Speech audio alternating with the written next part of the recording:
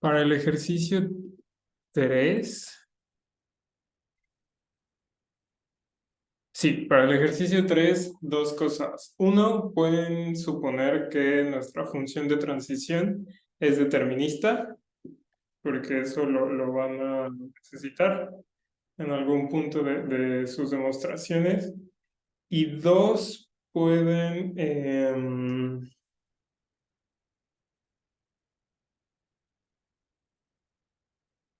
perdón, dos,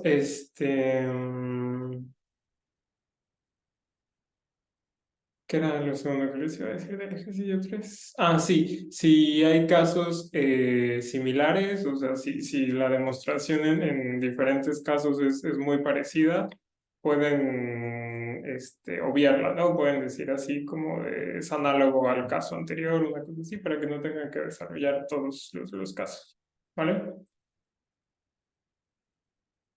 Cuando se evalúa un while en falso, como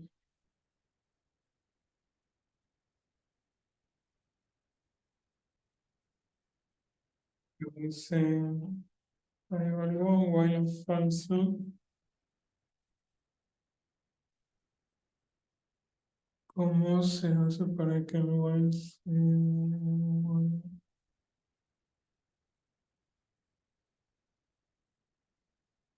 Ah, eso depende enteramente de cómo se está evaluando el while, ¿no? Acuérdense que el while se evalúa como un if. Entonces, si la guardia del while se evalúa falso, se va a querer decir que la guardia del if se va a evaluar a falso y entonces simplemente no hace nada. Mm,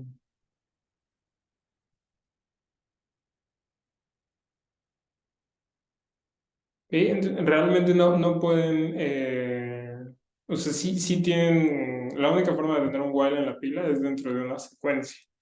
Entonces, si están evaluando una secuencia y el while está pendiente, todavía no tiene nada que ver con el while, todavía no evalúan nada del while.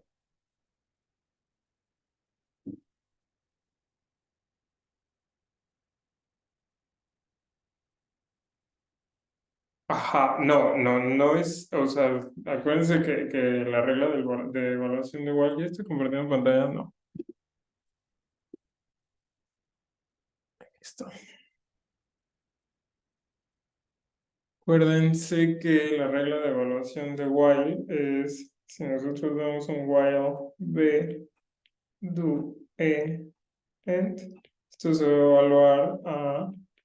Bueno, aquí obviamente estoy simplificando todo, o sea, todo esto dentro de la semántica estática, de la semántica dinámica definida con la máquina W, pero esto se va a traducir a if B, then E punto y coma, while B, do, end. Es un if manco, un if de una sola rama. Entonces, si mi guardia se evalúa falso,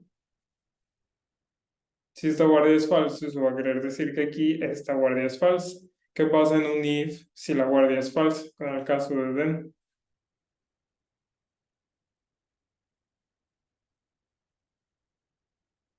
Entonces, si ustedes tienen if falso, then E1 else E2. Bueno, ni siquiera porque nuestro if es manco. ¿Qué pasa aquí? La guardia es falso, entonces ignora esto. ¿Vale? Continúa con la evaluación. Este de aquí, esta secuencia de aquí, solamente va a existir si aquí a lo mejor valdría la pena parentizarlo de esta forma. Este es el caso de then. Esto solamente se va a ejecutar si nuestra guardia es verdadera. ¿Va? ¿Alguna otra duda con esto? Si está claro todos los ejercicios del examen, lo que tienen que hacer. El jueves, de todos modos, mañana van a ver dudas con Carla, ¿no? Entonces, preparen sus dudas para mañana y igual el viernes o el lunes podemos checar más dudas. ¿Va? ¿Tienen alguna otra duda con el examen?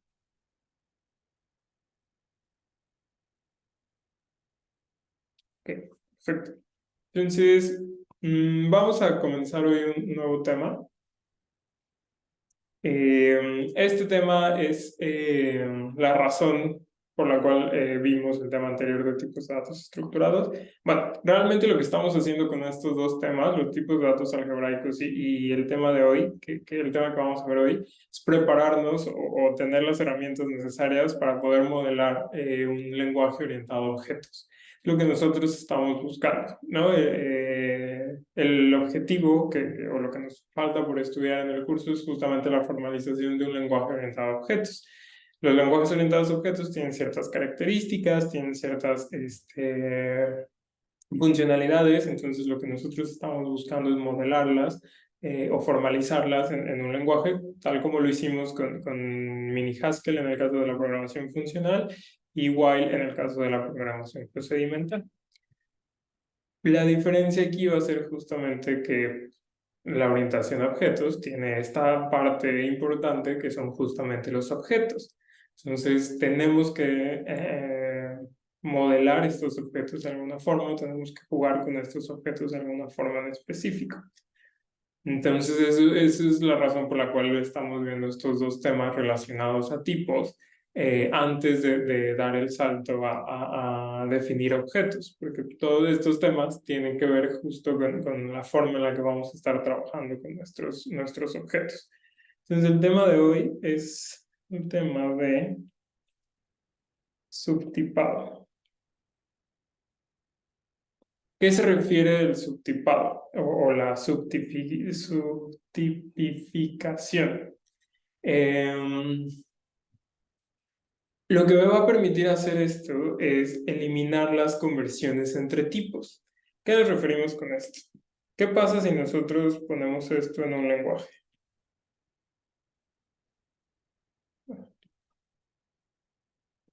4.5 más 2. Imagínense cualquier lenguaje, ¿no? Cualquier lenguaje de programación donde tengamos tipos enteros y tipos flotantes. Entonces, ponemos esta expresión aquí. ¿Qué es lo que nos regresaría el lenguaje? En cualquier lenguaje de programación. Si ustedes ponen esta expresión, ¿qué les regresa? Exactamente, ¿no? 6.5. Pero aquí hay un pequeño detalle, hay un problema importante con esta expresión de aquí.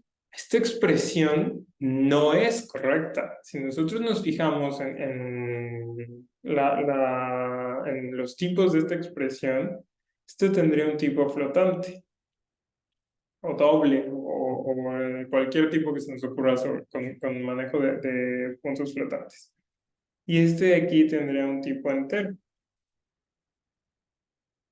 Entonces, nuestras reglas de la suma, por ejemplo, si queremos tipar E1 más E2, entonces esto va a ser un entero, siempre que E1 sea un entero, siempre que E2 sea un entero.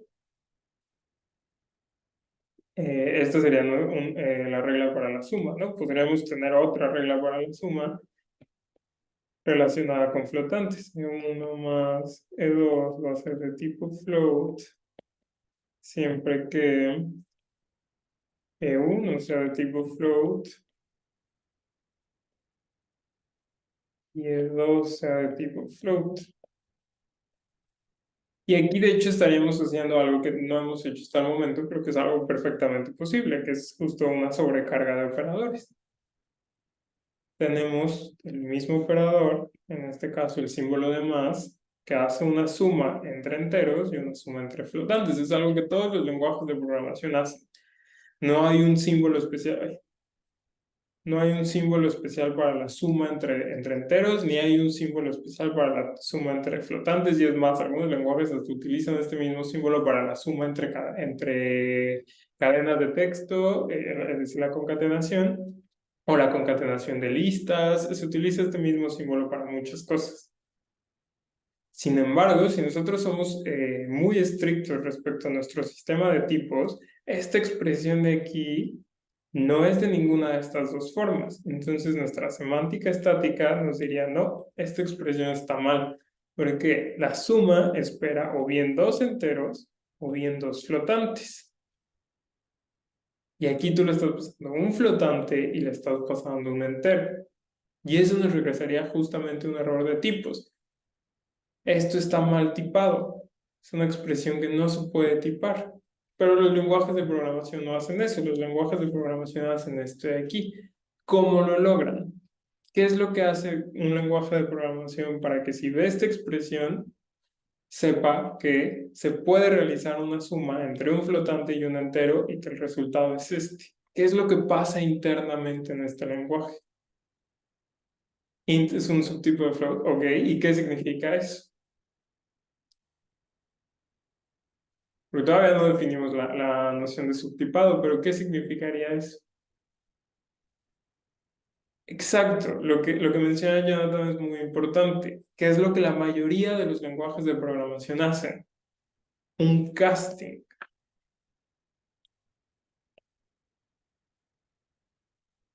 ¿Qué es un casting?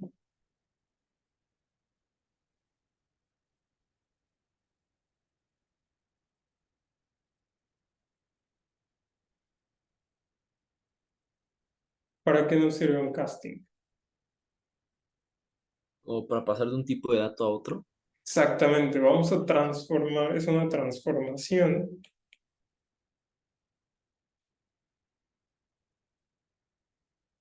de un tipo de dato a otro.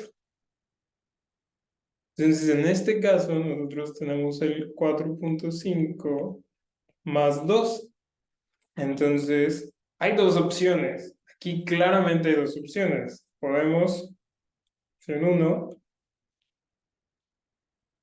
casting de 4.5 a entero. Y en ese caso tenemos que tomar una decisión, ¿no? Porque no podemos conservar el punto 5. Entonces, o bien es un 4 o bien es un 5. Entonces, vamos a suponer que es 4. Y entonces la suma se convierte en 4 más 2, que es 6. O hay una segunda opción. Es un casting de 2 a float. Y entonces mi suma se convierte en 4.5 más 2.0 y eso va a ser igual a 6.5. Y obviamente la que los lenguajes de programación utilizan o la que se ve como más conveniente es la de abajo. ¿Por qué? Porque en la de arriba estamos perdiendo información. Estamos perdiendo este punto 5 de aquí y nuestro resultado no es enteramente cierto. 4.5 más 2 no es 6. Es su representación entera, tal vez, pero no estamos, no es exactamente la respuesta. La respuesta más cercana o la respuesta correcta sería esta de aquí, que sería hacer un casting de float, un casting de 2, perdón, hacia float. Y entonces aquí tenemos justamente un 2.0 y el resultado sería 6.5. Esa es una alternativa. Sin embargo, es una alternativa muy difícil de lograr. Es una alternativa que en el momento en el que nosotros estamos implementando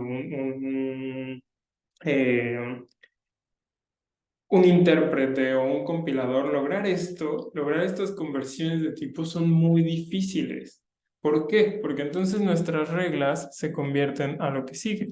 Sería, si yo de gamma quiero derivar que E1 más E2 tienen tipo int, entonces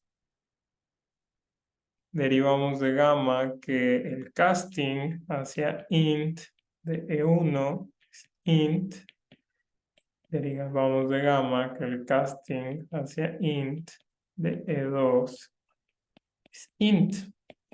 Casteamos todo. Y entonces, ¿qué va a pasar, por ejemplo, si nosotros tenemos true más hola?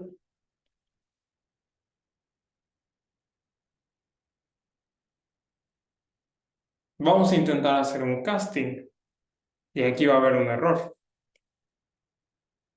El casting falló. Y esto es algo importante. Lo que falla aquí no es la suma. Lo que falla aquí en esta expresión, si nuestra regla fuera esta, no es la suma. La suma no está fallando. Falla el casting. Y entonces sería, tú no puedes convertir un booleano a un entero. Tu casting falló. El error que me regresa es un error de casting, no un error de tipos. Y esta expresión lo que tiene es un error de tipos. Ahora pensemos que eso no es un problema. Pensemos justamente que no nos importa qué tipo de error está regresando, regresa un error, no importa qué es lo que diga el error, no importa cómo se modele, o encontramos la forma de darle la vuelta. ¿Qué es lo que pasa si nosotros tenemos una sobrecarga de operadores?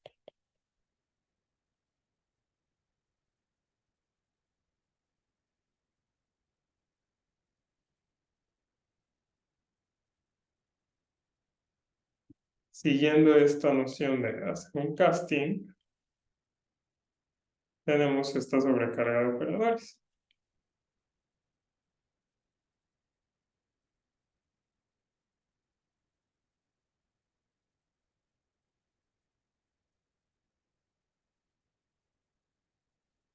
No nos importa que el error que nos está regresando no tenga nada que ver, que el error sea un error de casting cuando lo que yo estaba intentando hacer una suma. Pensemos que ese no es un problema. Pero tenemos estas reglas de tipado.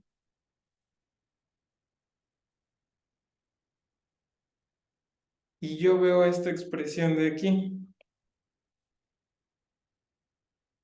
¿Cuál es el tipo de esta expresión? Con estas reglas de tipado de aquí, ¿cuál es el tipo de esta expresión?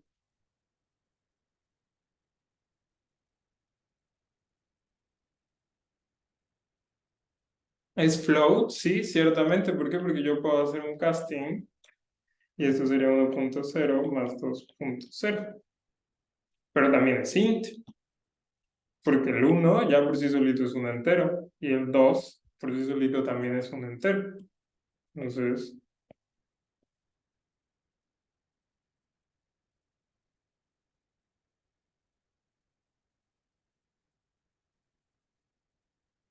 se pueden utilizar ambas reglas para tipar esta expresión. Y en todos los sistemas de tipos que nosotros tenemos, en todos los sistemas de tipos que hemos definido, hemos sido explícitos en una característica esencial de estos sistemas de tipo, que es la propiedad de unicidad. ¿Qué decía esta propiedad?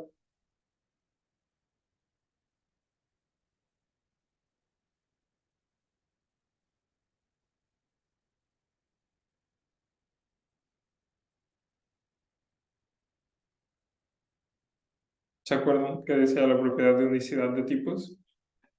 Exacto. Todas mis expresiones tienen uno y solo un tipo. Y aquí mi misma expresión tiene dos tipos diferentes. Si nosotros hacemos eso, nuestro sistema de tipos se vuelve no determinista. Y eso puede generar un problema. Eso puede generar un problema en las expresiones. Entonces, justamente como dicen, necesitamos una jerarquía. Necesitamos saber, si vemos esta expresión, a qué corresponde. Entonces ahí hay dos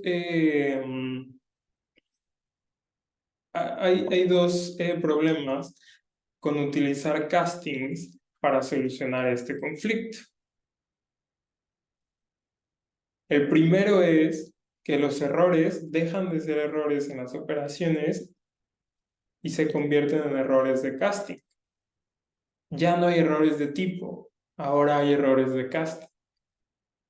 No se puede lograr este casting cuando realmente el error es los tipos que le estás pasando a esta operación no corresponden con lo que está esperando. Eso por un lado y por el otro, perdemos la unicidad de tipos. No hay forma de lograr unicidad con reglas de este estilo. Ahora piensen en un lenguaje como Java, en donde no solamente hay int y float, hay double, hay long, big int, short, todos esos sabores de tipos numéricos. Entonces mi expresión no solo va a tener dos tipos, va a tener 6, 7 tipos. ¿Cuál es el que utilizo? ¿O cuál es el bueno? ¿Cuál es el real?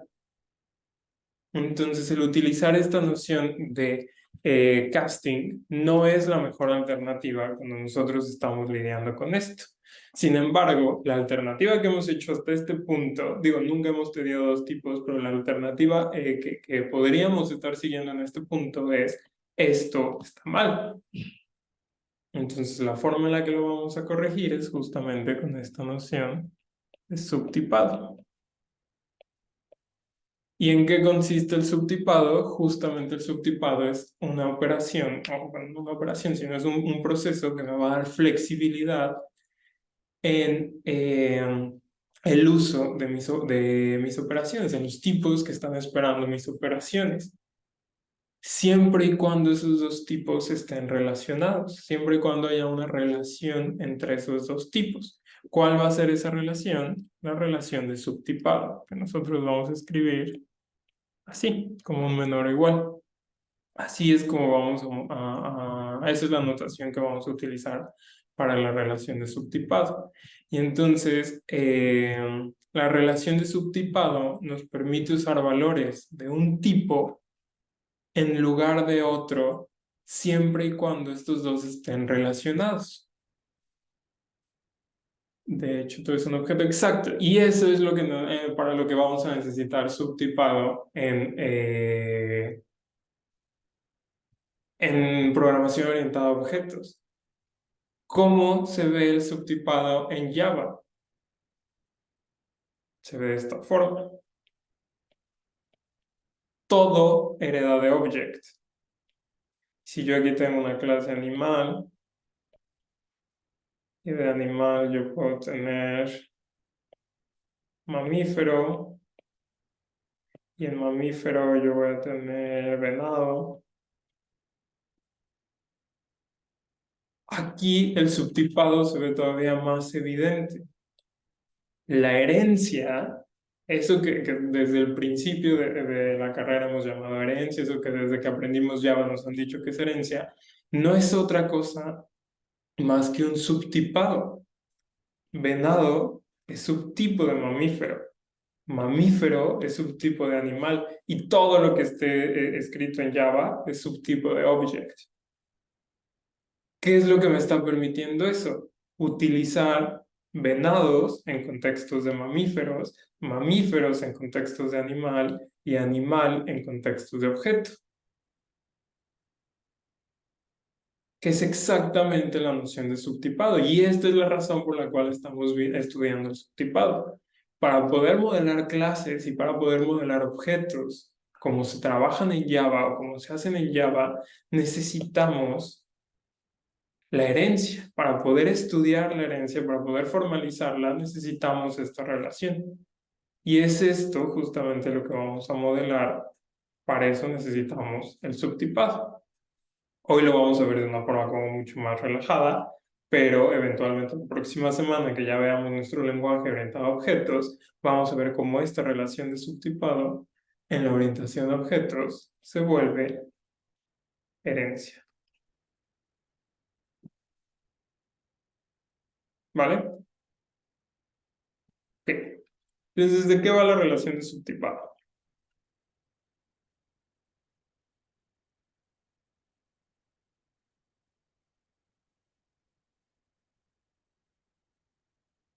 Eh, el principio así básico de la relación de subtipado, así lo esencial que nosotros tenemos que entender para el subtipado es justamente la sustitución.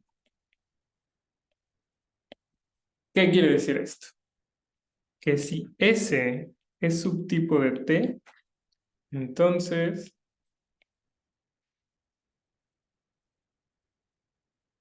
cualquier expresión de tipo S puede usarse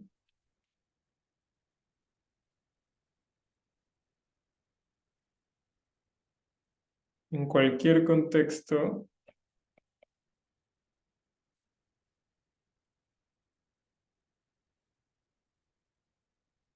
en donde se espere una expresión de tipo T, y eso es lo más importante, lo voy a poner en mayúsculas, sin causar errores.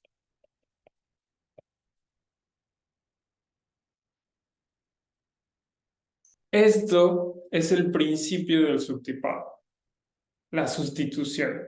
Si yo tengo que S es subtipo de T, entonces puedo utilizar expresiones de tipo S en cualquier contexto en el que yo esté esperando algo de tipo T. Como en el ejemplo que teníamos. Yo voy a decir que int es subtipo de float. Entonces puedo usar un entero en cualquier contexto en el que esté esperando un float. Esto es un entero y lo estoy usando en la suma, que es un contexto en donde se estaba esperando un float. ¿Ok? ¿Queda claro a qué nos referimos con el subtipado?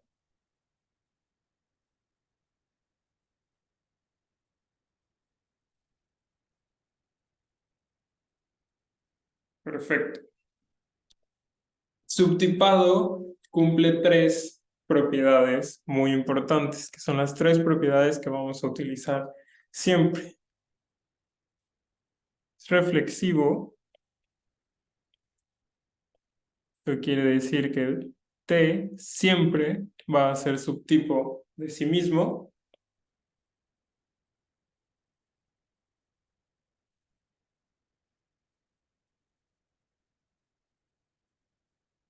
Y tiene sentido. Si yo veo el subtipado como esto que estoy haciendo aquí, entonces un entero lo puedo usar en contextos en donde se estén esperando enteros sin ningún error. Un booleano lo puedo usar en contextos en donde estemos esperando un booleano sin ningún error, porque es justo lo que estoy esperando. Entonces es reflexivo. Es transitivo.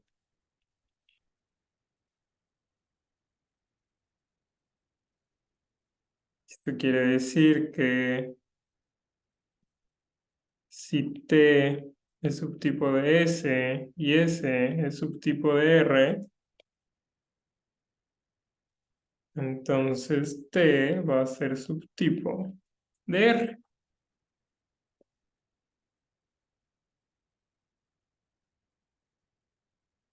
Si int es subtipo de float y float es subtipo de double, entonces int es subtipo de double.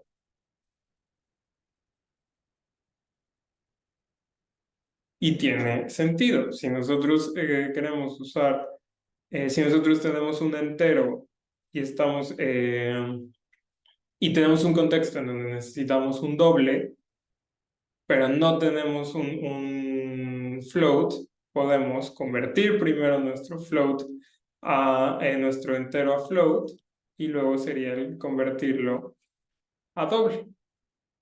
En lugar de hacer estos dos castings, está la regla de transitividad del subtipado. Ya no necesitamos ningún casting.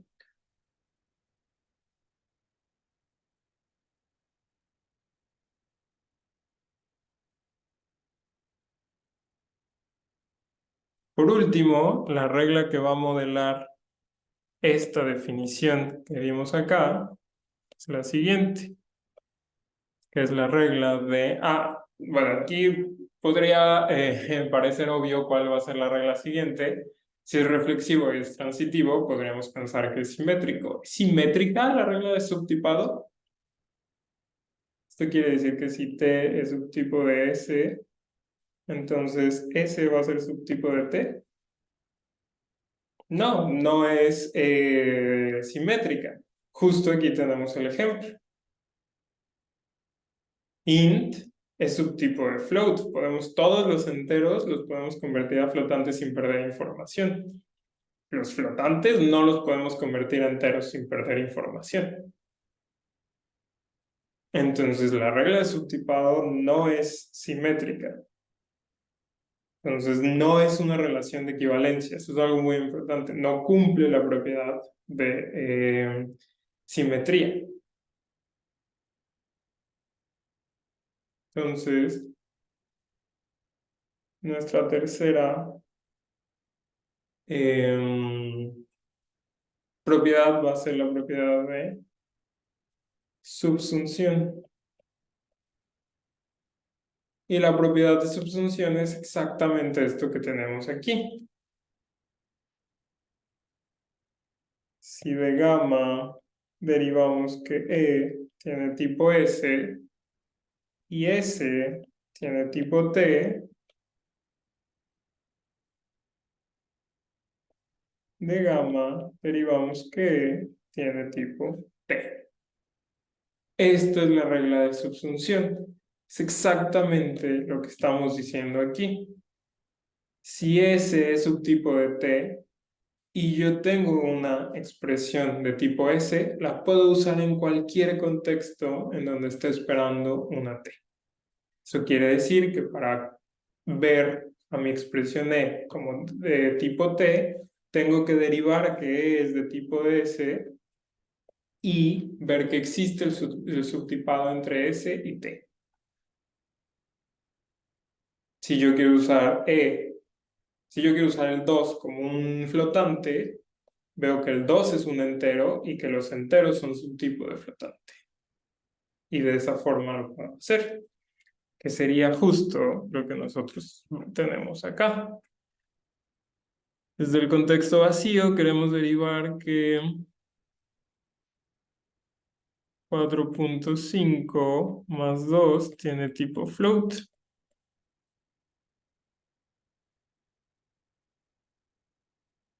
Para que una suma tenga tipo float, entonces 4.5 tiene que tener tipo float y 2 tiene que tener tipo float. Sin castings, directamente tiene que tener tipo float. Esto se cumple, todos los números con punto decimal tienen tipo float.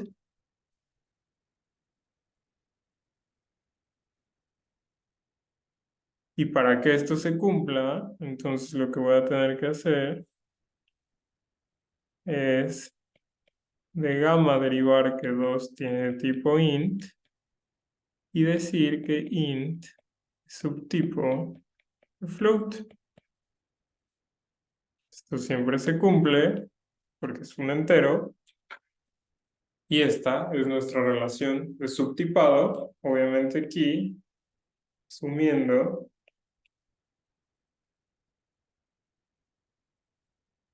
que int es subtipo de float.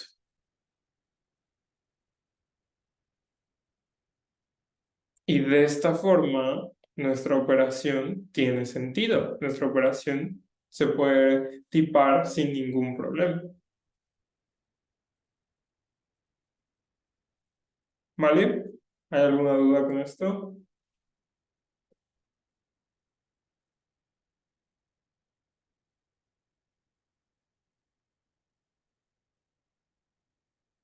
Perfecto.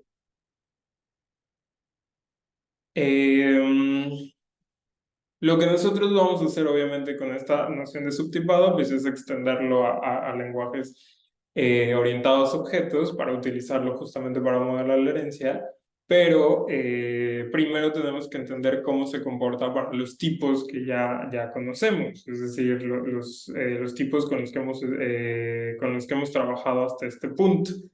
Entonces, eso es lo que vamos a hacer en la clase del viernes. En la clase del viernes vamos a ver con estos tipos que ya conocemos, los tipos función, los tipos, algunos tipos primitivos que ya tenemos, incluyendo los tipos de datos algebraicos que vimos en la clase anterior. Vamos a ver cómo se comporta esta relación de subtipado.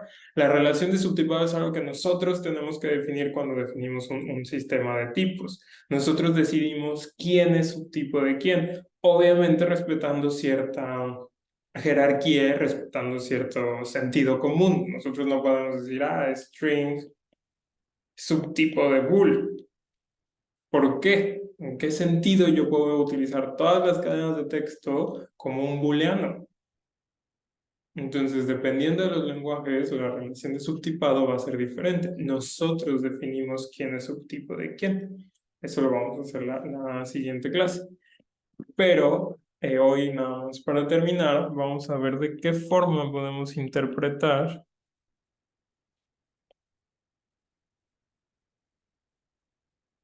subtipado. Y hay dos formas en las que los podemos interpretar. La que quizá es la más intuitiva es una interpretación por conjuntos.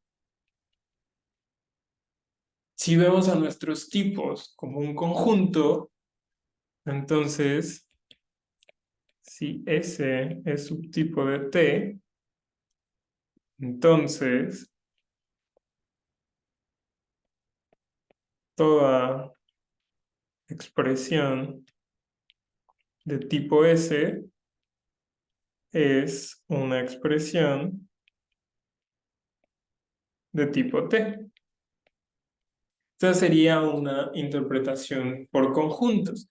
Vamos a ver a nuestros tipos como un conjunto, el conjunto de los enteros, el conjunto de los naturales, el conjunto de los booleanos, el conjunto de las cadenas de texto. Y entonces nuestra relación de subtipado sería la contención. S es subtipo de T si todas las expresiones de S están contenidas en todas las expresiones de T. Y esta podría ser la interpretación más intuitiva. ¿Por qué? Porque es justo, se apega muy bien a este ejemplo que nosotros vimos aquí. Todos los enteros o el conjunto de los enteros es un subconjunto de los flotantes. Pero hay otra interpretación que es la más interesante, que es principalmente con la que vamos a trabajar. La voy a poner acá. Que es una interpretación por coerción. La coerción es este proceso que hacen algunas máquinas como de aplastar cosas para darles forma. La coerción es, si no me equivoco, la verdad no tengo idea, el proceso que se utiliza para construir diamantes, para hacer diamantes, que el carbón puro se comprime o o sea, se le ejerce tanta presión que termina modificando su estructura. Eso es justamente a lo que se refiere la coerción. La definición así de diccionario es la presión ejercida sobre algo para forzar su conducta.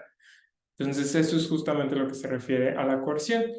Y esta es otra forma de ver nuestra relación de subtipado. Si S es subtipo de T, entonces cualquier expresión de tipo S se puede convertir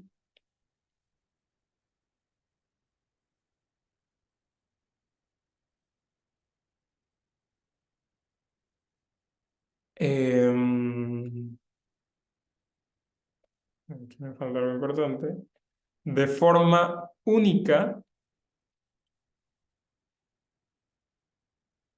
en una expresión de tipo T.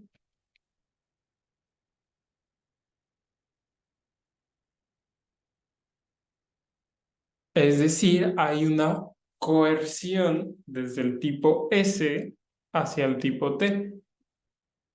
Aquí hay algo muy importante y es una diferencia quizá muy sutil, pero es una diferencia importante entre estas dos interpretaciones.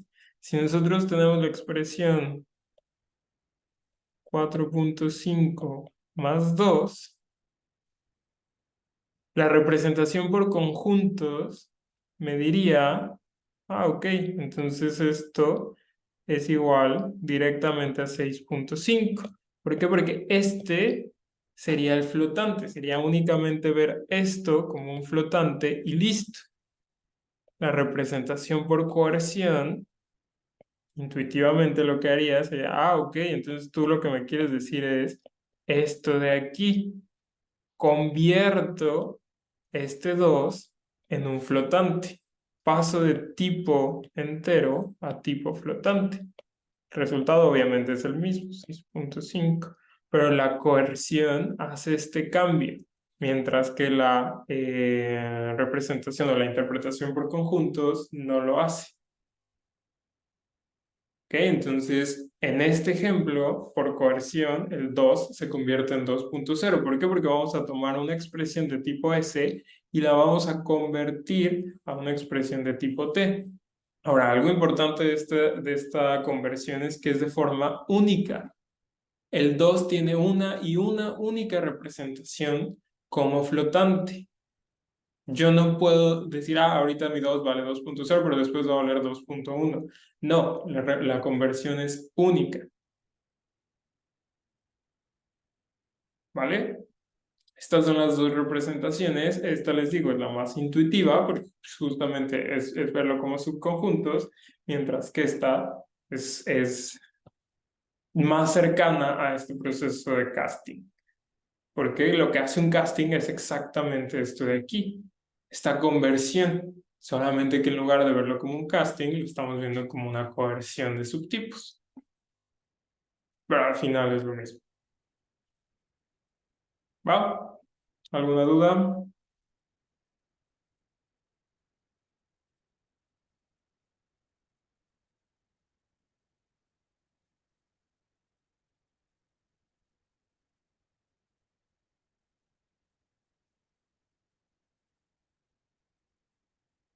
Va, perfecto.